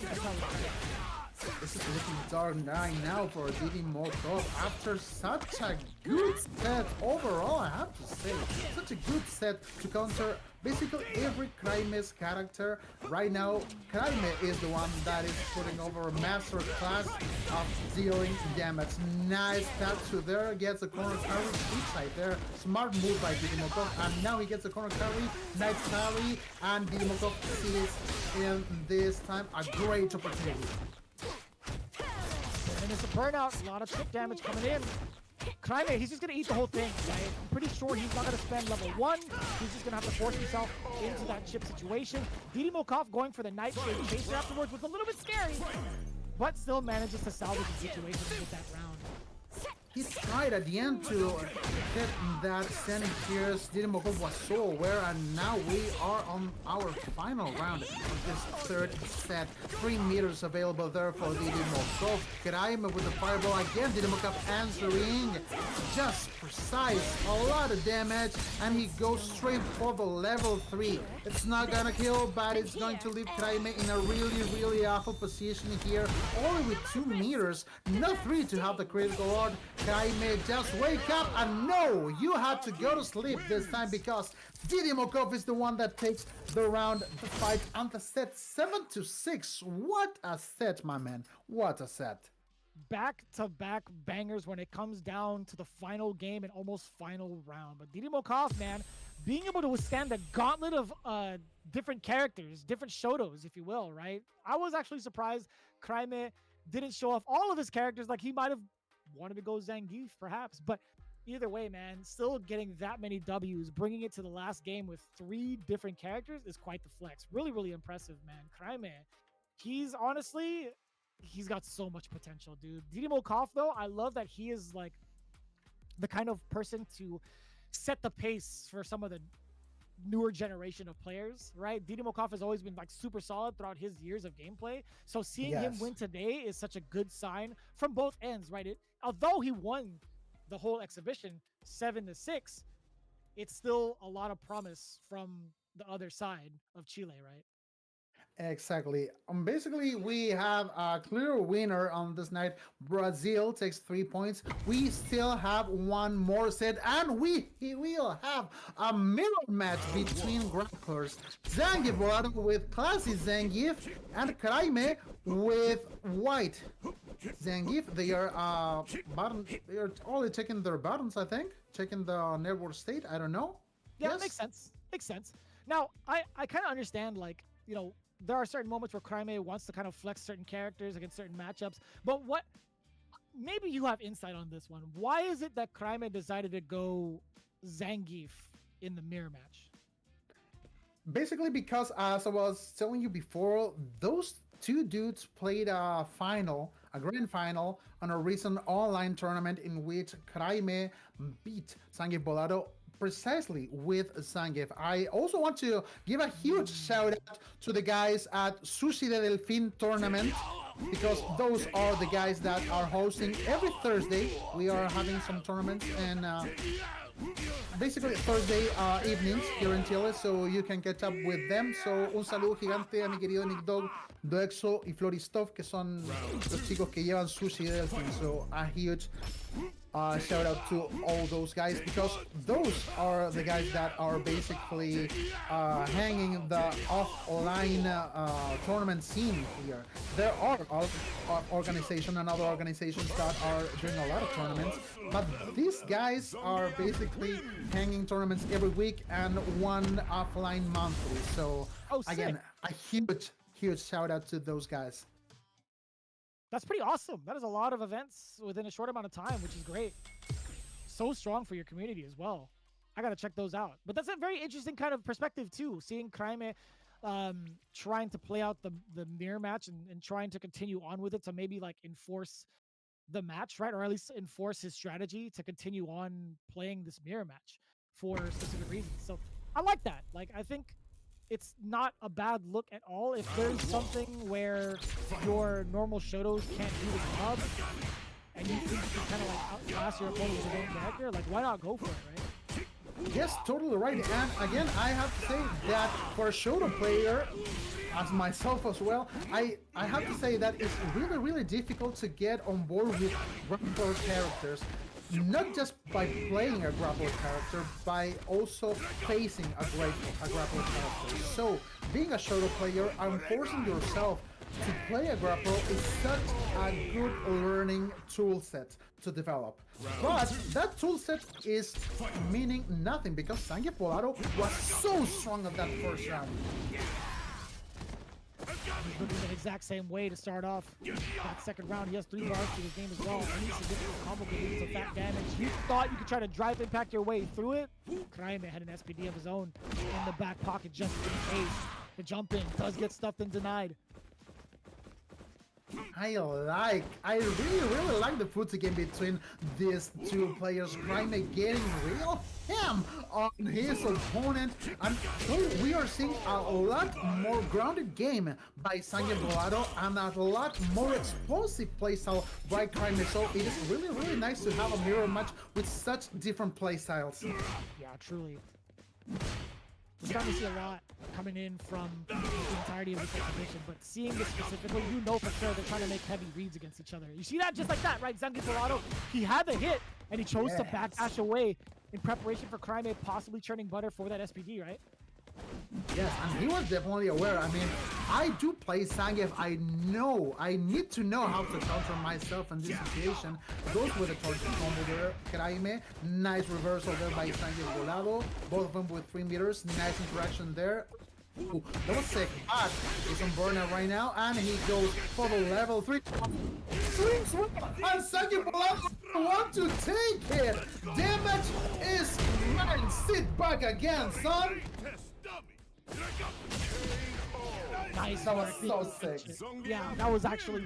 I was a little bit nervous. I didn't think there was going to be anything else in the tank from the side of Zangief Bolado, but Craime, even so, he got hit on the wake up, dude. Like, I don't know if there was anything else he could have done. You dare to use my own spells against me? Yeah. That was literally what happened there. Zangief was so ready for that situation.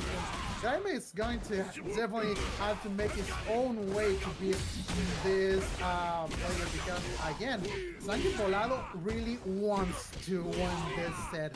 This is not only an exhibition match for him.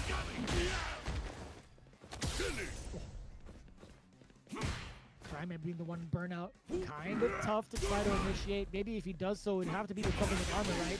If he doesn't, he could get whiff punished. Ugh. Buster, drive reversal works out.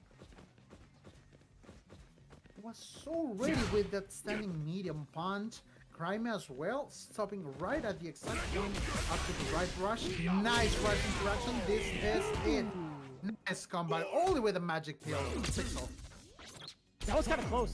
That was actually pretty close. I didn't know if that lariat would have been just enough. But that was a good call, yeah. Right at the magic pixel is indeed the amount of damage that Craime was able to net. Zangief Bolado punish counter against Craime. He tried to press a button, perhaps. He still managed to get the RPG. You can't jump out of there for free. Oh, nice reversal there by Craime.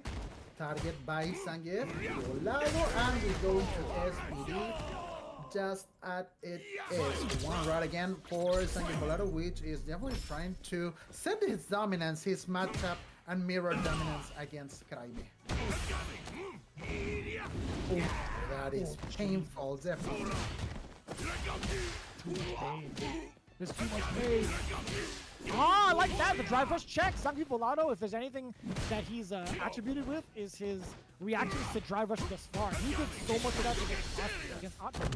That was a good call, too. Drive rush forward from that cancel into the level 3 is so smart. Yeah, that was really, really smart. He basically threw Zangief Bolado in, yeah, I have to take the throw situation.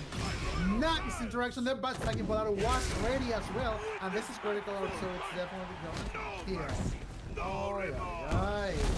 Craime, por favor. That is definitely going to hurt. Chiropractor, he's going to make a lot of money tomorrow. Yeah. If the character's still alive, yeah. That is so much. We have a 2-0 situation against Craime right now, and I'm wondering if he wants to push this whole set with Zangief. That's a good question. And did you see that? He checked the drive rush with SPD. Bolado is sick. Oh, you can do that. I can do that again, says Craime, but on a burning stage. Oh, headbutt, helps up into Lariat. Oh, nice perfect parry there. Goes to sleep. Grab, counter. It is just enough to seal this round. Actually wild, man. Actually wild that we're getting a huge turnaround too. You talked. Oh no, he actually sat there. Zangief Bolado maybe thought the running bear grab would run out of active frames. No, he just actually got countered. Uh-oh. Oh, That's not gonna again. work, is it? Okay. I didn't know if he landed in time, to be honest with you. Yes, Craime, but if we are speaking about punish landing, Craime has round all covered there. He has a so precise calculation timing when that time comes, when he has precise to punish some, some landing situation, because he's so accustomed to receive players with a shorty. So if it's on the ground, it's a lot easier to him. And Zangief Bolado has one as well, but it's not effective. This is gonna hurt. Craime has the upper ground now. Oh no! Oh, the big whiff on the SPD! Oh, it's not too bad though. Bolado kind of doing bad for him and getting his own whiffed SPD. Drop. Nice and easy for the pickup. Down forward, medium punch into the OD Lariat. And even if that didn't kill, we still had level 1 on the table. Craime finally on the board.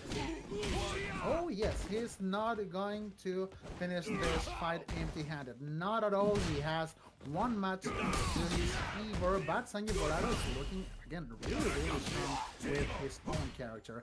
He's called Zangief Bolado for a reason. We're watching the reason basically right now. He goes with the perfect carry into SPD, not much damage, but I will take it since Craime. Nice jump in, it's punished right away by Zangief Bolado. Nice conversion, goes into headbutt, but Craime knows that. Goes into defense mode, but this is not enough yet. Nice on here, Craime staying alive. Zangief Bolado needs to seal this round right away, because otherwise, this is going to happen. Craime is turning the blender on, and Smoothie is ready, but not so ready, my man, because Zangief Bolado is still alive. Bolado for the situation. Please, he's recovering the resources. Craime as well. 44 seconds on the timer. 2 meters there for Zangief Bolado. Craime is trying to poke, but the pressure, the walking pressure by... Oh. That was so tense. That was so tense.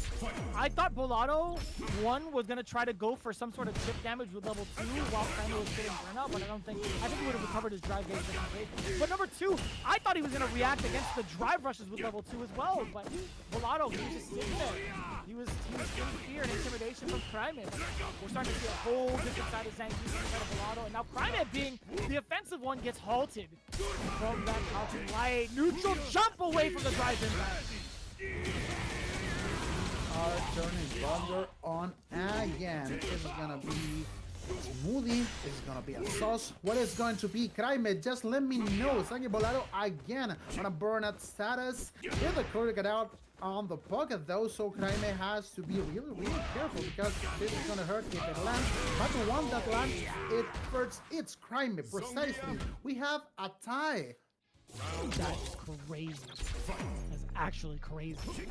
We talked about it, right? Craime was the one that took down Zangief Bolado in a grand final situation, but the Zangief Bolado immediately went to a 2-0 position. However, Craime swings it all the way back around in his face. This kind of...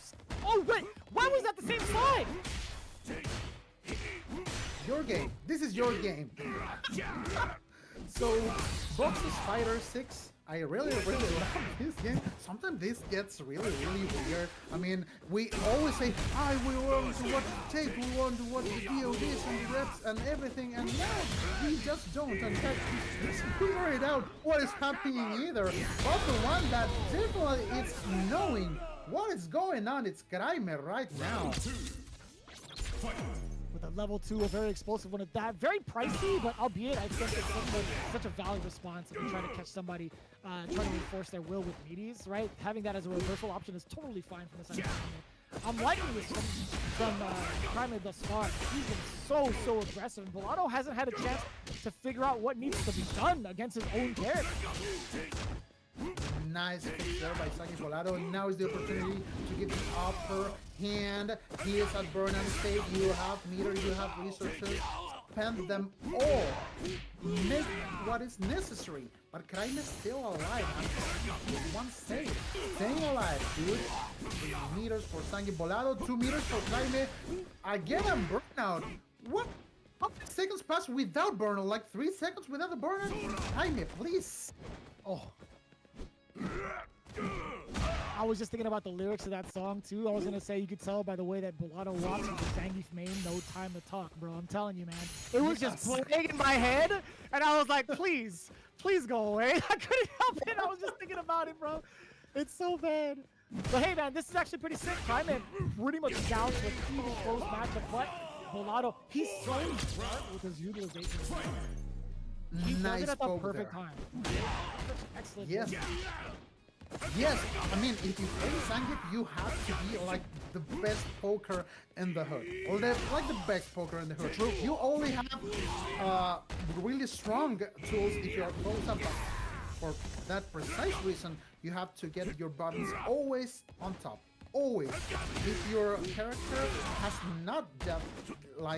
not enough good buttons, you have to use only those 3 that you have. And that is a thing that Zangief Bolado has been doing so well, especially with the standing medium.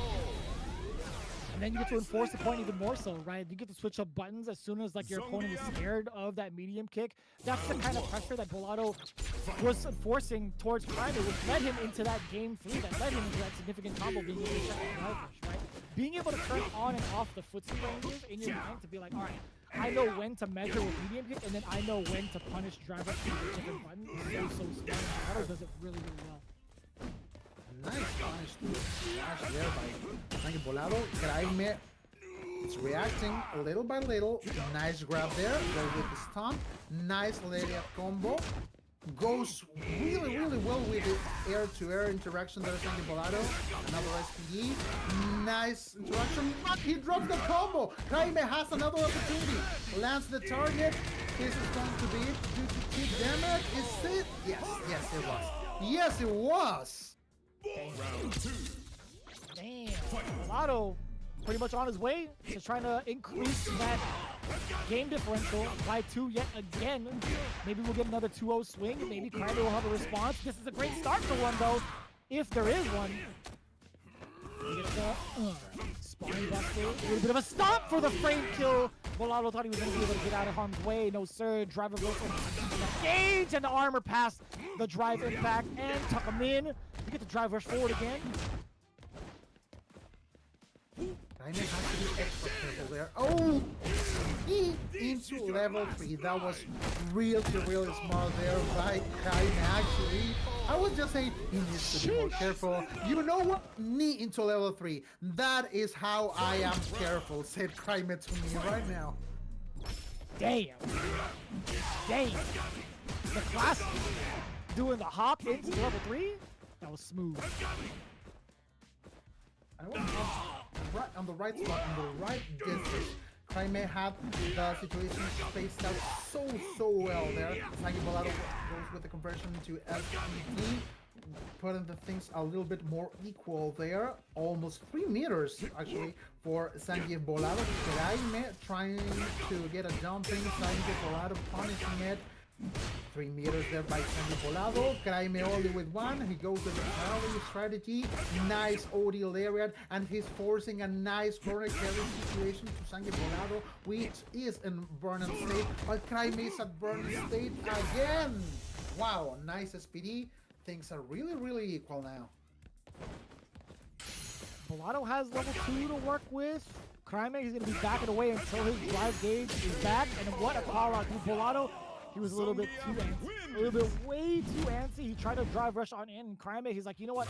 I've seen you stuff out my drive rush. I'm going to do the exact same thing with my medium punch. Very well played from Craime, showing up the patience of, oh man, despite being such a young age.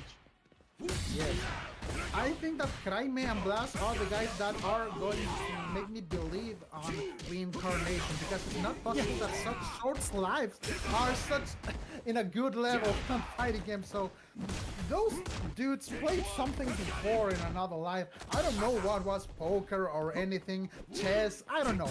They are just too good to be this insane at this age. But insanity is also the name of Zangief Bolado's play style. What a conversion! And that's it. Zangief Bolado can fix the round just as quick as you just witnessed. It's as if the game just started between these two. But now, Zangief Bolado, another similar situation, but he's getting this okay. What actually, I don't even know how that even happened for Craime. He had empty jump, but still got quick with the row. What this one is going to do? Nice reaction there by Zangief Bolado, but he forces himself into a corner state again. Nice knee, but nice critical orb there by Craime. This is definitely gonna hurt, but don't forget also will have a critical art right away, basically, if Craime can land just a hit, just a throw. Zangief Bolado is here on Borna, but nice head confirmed there. Nice hit confirmed. That was so smart. Bring this man a bigger helmet, because that brain is not enough for this Thunder ones. The cranium can't contain the prowess of the brain. This is just too much mass. It's too massive from the side of Zangief Bolado. It's like, I don't need critical art. I just need to hit you with the level 2 and hit you with the double power. That was so sick. Zangief Bolado making a huge statement despite being at the slight deficit. Or actually, not too much of a right? He just did a level 3 and equalized the damage. Craime, he's looking a little upset. He's a lot more aggressive on offense now.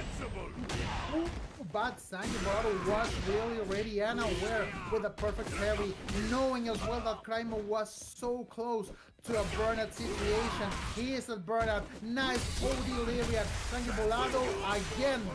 Answer to answer to answer. This guy is so prepared for every situation. I think that this guy has seen the tasty VOD of that grand final a lot of time, because this Zangief Bolado is just too powerful, man. It feels that way. It really does feel that way. Albeit though, Craime has done a great job of getting his offense started. It's just a matter of losing the rounds, right? There's something about Zangief Bolado that kind of turns up towards the end of each and every round. And right here too, this mix, this reset from Craime is so smart to enforce the point, but for some reason, Bolado is always 2 steps ahead on defense after. Character knowledge, you can call it that, you can call it experience, you can call it lab hours, you can call it whatever way. But the thing is, Zangief Bolado is in effect 2 or even 3 steps ahead of Craime in every situation. Just as you said, when we are talking about closing the rounds, closing the matches, there is where Zangief Bolado shows all this. The reset. Craime. You can do that for the SBE. The trade-off against Zangief Bolado. Even from a knockdown situation, there's moments where he's just ready to take up to the skies. And Craime, he actually was ready this time, right? He was able to meet him up air to air. And I like this too, enforcing the point with the arm, putting himself in the burnout yet again. But Zangief Bolado, if he's still alive, he's still in the game no matter what. Especially here, off of that knockdown, this could be the beginning of the end. Indeed, my man, and it's looking exactly like that. Zangief Bolado's non-stopping, but Craime takes a break. Only puts his leg against the opponent, and that's it. That's it. He is now able to breathe a little more, but Zangief Bolado, it's not giving him not a single break. He's rushing down his opponent so well that Craime has been forced to actually follow the lead. And we usually see the other thing, that Craime is the one that is leading the whole situation. And my god, Zangief Bolado, do you have a license for doing that? I mean, I would hope so. I hope he at least has a permit. Oh, that's fine. That drive impact just makes sense. It really does. Unless Craime could respond in time with a super art in time, I think that was a good bet to place. But Zangief Bolado again in a very similar situation. Craime manages to land multiple SPDs, and then what happens? Right? Bolado finds a great way to sneak out, just like that. Craime now on the back foot with the burnout. Bolado could drive rush if he wanted to. Another set of chops. Great opportunity there, but Zangief Bolado was already, and he's doing a thing during at least the first 3 fights. He's basically allowing Craime to spend all his drive gauge, and then Zangief Bolado is basically free to do whatever that he pleases in his opponent. So again, Craime is in a burn situation. Zangief Bolado is playing so quiet right now, and Craime finally gets an opportunity. Finally, because it has been rough. Zangief Bolado has been really rough on this kid, but nothing that a critical art cannot solve. We have a 5-4 situation. It has been back and forth basically during all of the sets. It really has been, and that's like really enjoyable to see. Like Craime has been doing that against Didimokof as well. Atma did that against Zangief Bolado. I'm glad that these are going to the wire. We're starting to see adaptation from both ends in this matchup. Craime, albeit having the better record against Bolado in that grand final set, you're starting to see like the nuances in this mirror match. You're starting to see the nuances between these two players. It's so refreshing to see. Yes, and actually you can see because Zangief Bolado has been playing Zangief for a long time, and Craime just picked Bison only a couple months ago. Not like in general, I would say 5-6 months, but like competitively, no more 2 or 3 months. So this is basically a new Zangief on the road. Oh, that was so unseen. Damn. I love it when people get away with it. I really do. Like, that's one of the scarier command grabs. You get a 3-ton individual just charging at you, full chest of hair, ready to just slam you down. I'm terrified. Yes, it's like these guys tell my mom that I really love her. Family, I love him. And now Craime is again on the spot, but receiving an Illyriad. Zangief Bolado trying to get the situation under control as fast as possible. Craime answers it. Nice interaction, nice reversal there by Zangief Bolado, but he is on burn state again. Craime with the upper hand on resource. Nice opportunity. He has to be spending the meter right now. Puts the blender on. L-step into super, and we have a round again for Craime, and we tied up the situation again, 5-5, my man. Hell yeah, we got ourselves a real match. This is the first time, the second time that they've been tied up, right? Last time it was 2-2. Zangief Bolado slowly started to encroach upon the lead, and then Craime now bringing it all the way back 5-5. Oh damn, the armor! Same frame? Nice. That was tight. Those are the situations that you are only accustomed to seeing games like Dragon Ball FighterZ, but no, this is Street Fighter 6, and we are seeing like, man, that exact situation never in Street Fighter 6 history. There has to be a first time for everything, you know. Nice conversion by Craime. Zangief Bolado wakes up with a reversal. 1 meter for every one of them. Oh, nice answer there with the air heavy kick, and then Craime finally takes the head on this fight. Pretty significant one at that, right? Because we talked about how effective he can get early on in the matches. He does have 2 bars per game, but it's the opposite effect right now as Bolado is the one taking full swing on offense. Again, the armor outlasted from the side of Bolado, and he reacted second. So Craime, he tried to wake up with a button. There was a counter hit on the side of play for Zangief Bolado, finishing it off nice and easy. 3 bars piece. This is going to be pretty significant to see who gets the damage off first. And is Zangief Bolado the one that is dealing the damage in the first place? Craime just following the way I had to catch up with you right now. Nice parry there. Zangief Bolado with fierce. Both of them with 3 meters. Zangief Bolado has to reach just exactly and precise distance to get the level 3 going, but Craime was aware with the level 3. Turn the blood around. Nice neutral jump, but Zangief Bolado was also aware. It's able to catch him in the air, go with level 1, and we have a round for Zangief Bolado, and fight for Zangief Bolado actually. Zangief wins. Back to the lead. Zangief Bolado has another chance to find redemption by taking it 1 more game. They still got 1 more. Craime thinks it's over. He already tapped in with the GGs. Oh yes, oh yes, because we are going to see Ryu. We're going to see Ryu, I think. Okay, good. I was about to say, like, if he put GGs too early, I would have been a little bit scared. But maybe, okay, maybe we're behind. Maybe yes, we're behind. Yes, I mean, this was the last, well, technically not the last, yes, it was the last time has to change his character. The thing is that Zangief Bolado has so much experience against Shodos. I mean, if you're a Zangief player at a high level, you have to have your Shodo studies 200%. No doubt, definitely. I mean, he's shown that off over at Capcom, right? That definitely got this matchup unlocked. Here's try by Zangief Bolado. Craime with the Shoyu, getting into the corner. Nice Oshugeki OD. But again, Zangief Bolado with a successful entering here, and we are in match point. Absolutely wild, man. It's oh no! There's gonna be so much damage coming in! Send help! Get out the way! Oh! Zangief That There you was have it, man. so sick! That win was so sick, man. Oh, dude, I think that the camera was able to catch the reaction there. That was such a great finishing round.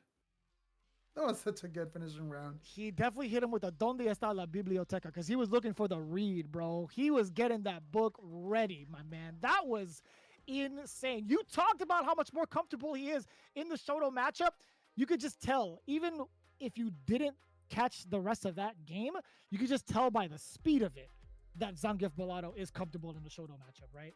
Yes, totally comfortable with that matchup overall against Ryu, because as I was telling you, we have been seeing a lot of Ryus popping up online and offline since Blast's presentation at Capcom Cap. So definitely it is a matchup that Zangief Bolado has to have all covered up at a 200%. So it was not a bad decision per se by Craime, but definitely Zangief Bolado was at least 3 steps ahead on that matchup. So he takes the fight in a really good way, and we have to say it, I am from Chile, but we faced Brazil, and in this evening, those were the guys that took the cake. So obrigado, Mr. Mao do Brasil.